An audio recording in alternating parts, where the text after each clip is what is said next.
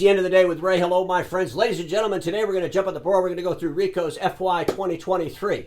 Ricoh recently had a meeting in Denver for the Americas, and I'm sure that none of the leaders stood on stage and said, hey, we just want to let everybody know that the first quarter and second quarter of this year we're in, FY2023, well, those two quarters were the worst operating profit quarters we've had. You have to go back 6 straight quarters to find it worse. Ladies and gentlemen, they've had the worst 2 quarters in the last 6 quarters. If you listen to the way our industry is talking about Ricoh right now from an analyst perspective, or the articles you're reading in the magazines, you're thinking, oh, everything's great at Ricoh. It's not great at Ricoh. I believe Ricoh is building the model that Konica Minolta built. They're getting into this IT services business, and I believe it's costing them dearly. Ladies and gentlemen, I just did an episode not too long ago with another OEM's financials, and I said in that episode that Ricoh has not produced over 6% operating profit since the year 2013. And in 2013, by the way, it was 5.8%. We're talking over 10 years. They have not been able to get to 6% operating profit.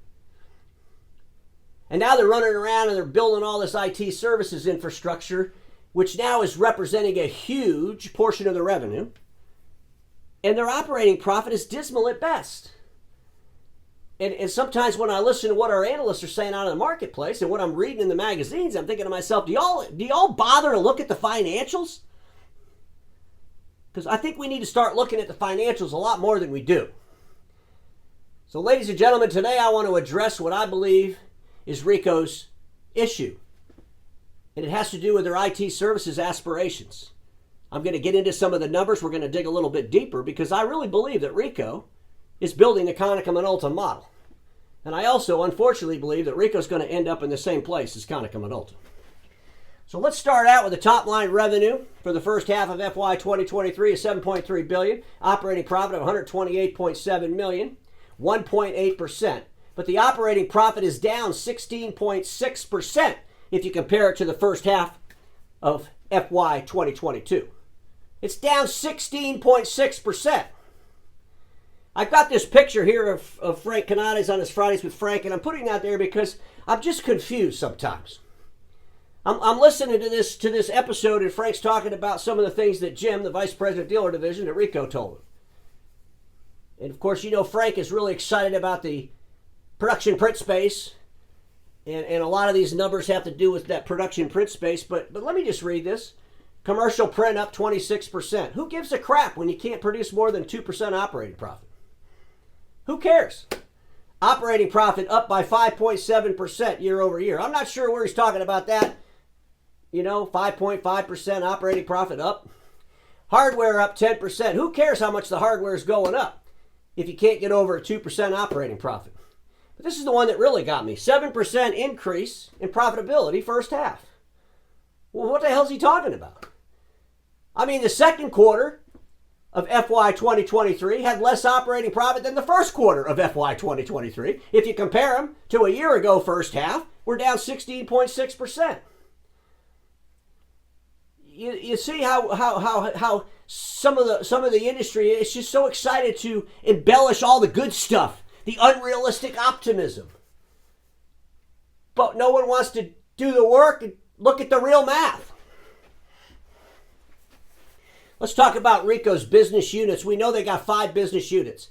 Digital services, digital products, graphics communication, other, and Ricoh Industrial Solutions. Really quick, on other and Ricoh Industrial Solutions, together for the first half, they lost $40.8 million in operating profit loss. So let's forget about those for now.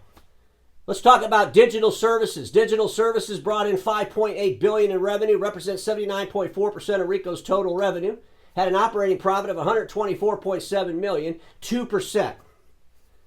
Ladies and gentlemen, inside that $5.8 billion number, there's $2.5 billion worth of services that have nothing to do with print equipment. $2.5 billion of that $5.8 billion is IT services, infrastructure, applications, DocuWare, if you will.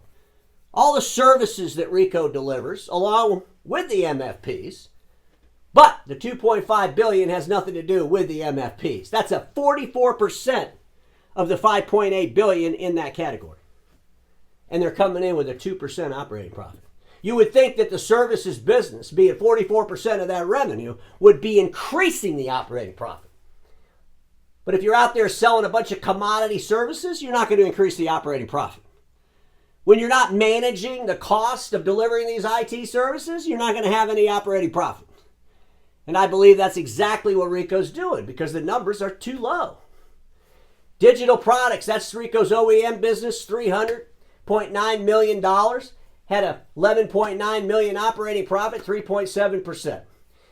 Graphic communications, industrial, production print, high-end production print, $821 million.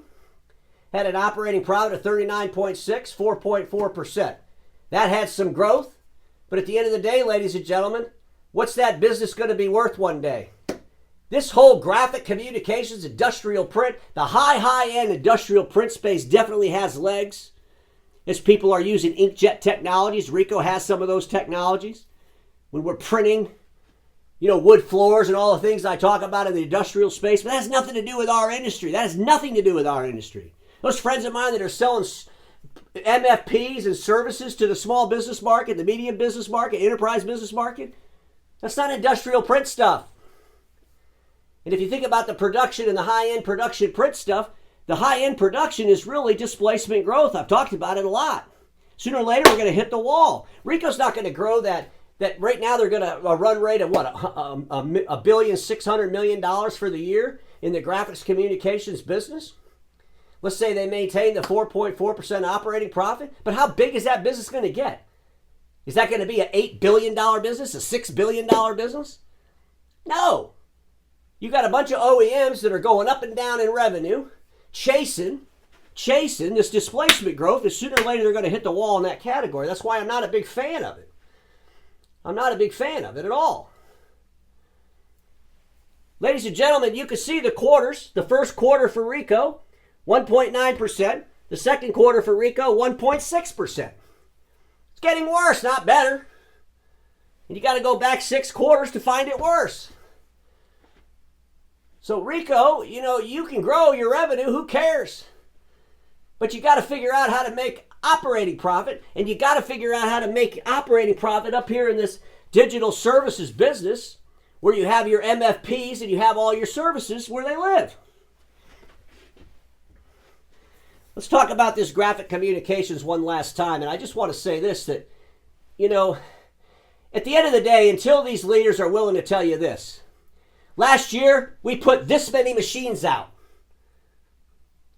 The machines that we already had out produced this much volume, which is a decrease from the previous year. We need to understand the realities of these machines. We need to understand the realities of how you're selling these machines into the marketplace. Because in this space, with all the OEMs, it seems, we have these ups and downs. I think we make some money off the fact that we're able to depreciate some of the equipment that's been hanging around. But at the end of the day, ladies and gentlemen, what's the future of this if it's displacement growth and we're not actually measuring it with real numbers, with meaningful numbers? And we need to. It says here that production printers continue to grow mainly in the Americas. Well, maybe the production printers are growing in Americas, but if you look at this whole graphic communications business for Ricoh, America's had the least amount of growth for the first half. It's right here on their own numbers. The Americas, 10.6% growth in the graphics communication space. EMEA, 11.9% growth. So at the end of the day, what's the reality of this? What are the numbers? How many machines are we selling? How many light production? How many heavy production? What's the volumes on those machines year over year? Let's do some real math on that and make it meaningful. Ladies and gentlemen, I'm calling Ricoh's digital services company Ricoh's All Covered.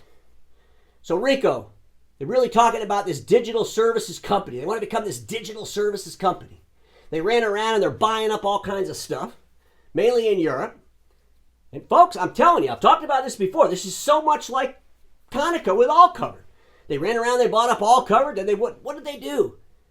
They put, 24 assets underneath All Covered? Not to mention all the stuff that All Covered bought the 3 years before Konica bought them.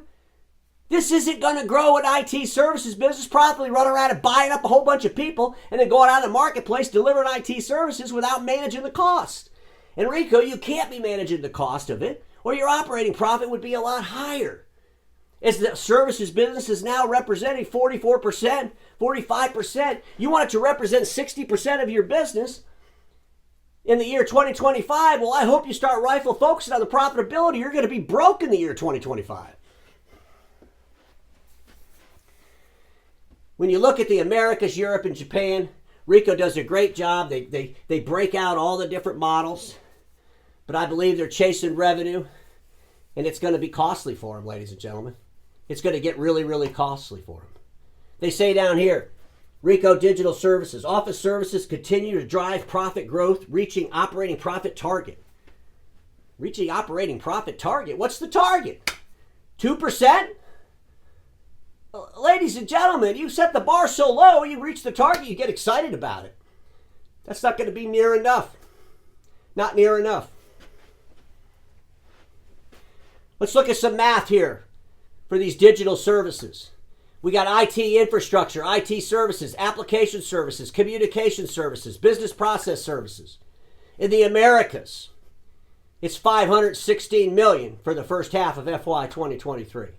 In Europe, it's $780 million for the first half of FY 2023. 41%, 24.6% coming out of America.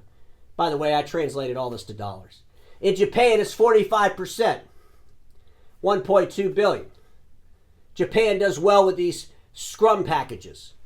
But at the end of the day, when I'm looking at this and I'm reading about how they talk about their IT services, they're running around, they're selling all this stuff, and they're having some growth. That's fantastic. You know, when I had Milton on not too long ago last week, I said, the folks in our industry are good salespeople. They can sell all this stuff. The problem is if they don't manage what they're selling, if they don't sell more upstream, if they don't have enough profitability in it, they're going to sell a bunch of stuff they don't make any money on. And eventually the stuff they're selling that they're not making any money on is going to be overwhelming. And I believe that's exactly where Rico's headed. Rico's selling and general administrative expenses right now are at 33.4%. Not too bad, right? $22.4 billion against $7.2 billion in sales. 33.4%. Konica Minolta, it's 45%. Canon is 30%. Kyocera is 24%. But I'll tell you something right now, Rico, you're heading right where Konica is at that 45%. It's going to happen. Because the more of this stuff you put out there without controlling those costs, without having the right infrastructure in place. And folks, if they had the right infrastructure in place, they would be telling you exactly what the operating profit is for each one of those categories. Because you either have the information or you don't. And if you have it, and it's great, you would share it. Because the reality of it is, this is what's frustrating. When leaders of the OEMs will talk to the dealers about how fantastic their IT services business is going or their services business is going, but we're basing that fantasticness off an adjective without any real math behind it.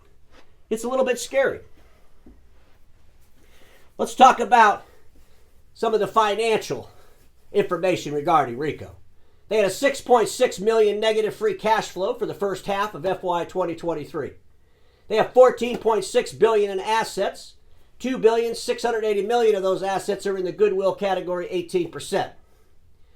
Their equity to asset to equity to asset ratio is 51.37, so they got 48.6% of their assets are encumbered. Okay, 48.6%. If you think about it, compare that to Konica at 64-something%. Not quite bad as Konica, but if they don't figure out how to control all this and they don't stop running around buying up all kinds of stuff, pretty soon they're going to be in a world of mess as they start taking these impairment charges, reducing that goodwill out of their assets, driving up their ratio.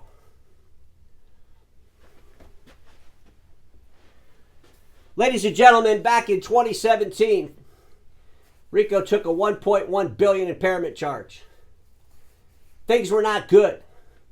The impairment charge was based on the, miscalculation of what they could do with Icon. Was based on the miscalculation of what they were going to do with Mindshift, the IT services company they bought from Best Buy. Ladies and gentlemen, in 2017, when they did this impairment charge, this is what Rico said. For the office solutions business, including MindShift, we will shift from the former scale expansion strategy. We will shift from the former scale expansion strategy to a more profit-focused strategy and invest intensively in areas where we can expect the greatest contribution to profit. But they're not doing that. I mean, they're chasing, they're scaling an expansion strategy by buying all this stuff up in Europe, right? They're buying up all these things, and they're not they're not focused on profit. Because if they were, they'd have more than a 2% operating profit. If they were, they wouldn't have had 1.6% operating profit for the second quarter. Ladies and gentlemen, our industry is really good at selling stuff, but if there's no profitability, there's no management, there's no detail behind what they sell, it'll be a train wreck mess. You can go on Rico's website, you can read all this stuff, it's all there. And ladies and gentlemen, they talk about all their business segments. Rico's excited about this services business. They really want to go in there and offer the SMB space, the enterprise space, IT services, IT infrastructure, application services. But at the end of the day, they got to manage it a lot better. They're going to end up in a mess. My last slide. Rico, like all OEMs, they love to innovate. They love to bring products into the marketplace. Rico, going back to 1955. Think about the early copy machines, and they keep inventing stuff. They're creating stuff. They're innovating. But you know what's on this board? It's all products, ladies and gentlemen. There's no IT services on this board. They're not innovating IT services. OEMs are supposed to make stuff and then deliver the stuff they make into the marketplace, either direct or with an indirect footprint. OEMs jumping into IT services, all this crazy stuff, telephony services. I'm telling you right now, it's not going to end well. And everybody watching me knows this. Status quo is the killer of all that'll be invented. Don't get stuck in status quo, and I'll see you all tomorrow.